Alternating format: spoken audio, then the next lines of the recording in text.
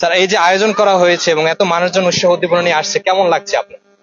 জি, নিঃসন্দেহে আমার ভালো লাগছে, কেননা গতকালকে আমরা এটা শুরু করেছি উদ্বোধন, আমাদের যে তারুণ্যের পিঠা উৎসব এবং তারুণ্যের যে জুলাই বিপ্লবের চিত্র প্রদর্শনী, এবং এখানে বিভিন্ন শ্রেণী পেশার মানুষ তারা তাদের পরিবার পরিজন নিয়ে ছাত্রছাত্রী থেকে শুরু করে অভিভাবক বৃন্দ সবাই এখানে সমবেত হয়েছে।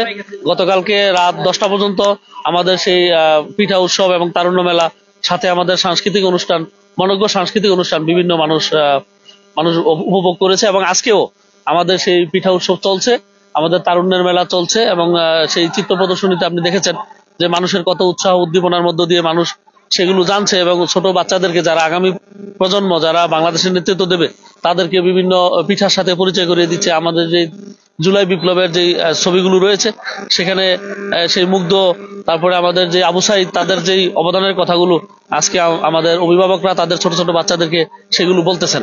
তো তাদের মধ্যে এই বিষয়টি আরো বেশি জোরালো ভাবে ইয়াং আমাদের যে নতুন প্রজন্মের মাঝে ছড়িয়ে পড়বে, এবং তারা বিভিন্ন সাংস্কৃতিক অনুষ্ঠানে, সন্ধ্যার পরে আমাদের মনোজ্ঞ সাংস্কৃতিক অনুষ্ঠান রয়েছে, এবং সেখানেও মানুষ, এখানকার গলাচিপা বেশি বিনোদন কেন্দ্র নাই, আপনি জানেন যে এখানে আমরা যে আয়োজন করি, যখনই আমরা কোনো মেলা বা এরকম সাংস্কৃতিক অনুষ্ঠান আয়োজন করি, এখানকার আপামর জনসাধারণ সেটা গ্রহণ করে এবং তারা সপরিবারে সেটি উপভোগ করে। এবং গতকালকে নাই, আমি বিশ্বাস করি আজকেও আমাদের এখানে উপচে পড়া ভিড় হবে, এবং মানুষ পরিবার পরিজন নিয়ে তারা আমাদের এই সাংস্কৃতিক অনুষ্ঠান তারুণ্য মেলা উদযাপন করবে। আমি 14 থেকে 15 রকমের পিঠা আমি টেস্ট করেছি, আরো অনেক রকমের পিঠা ছিল, সবগুলো টেস্ট করা হয়নি, এখন আরো টেস্ট করব।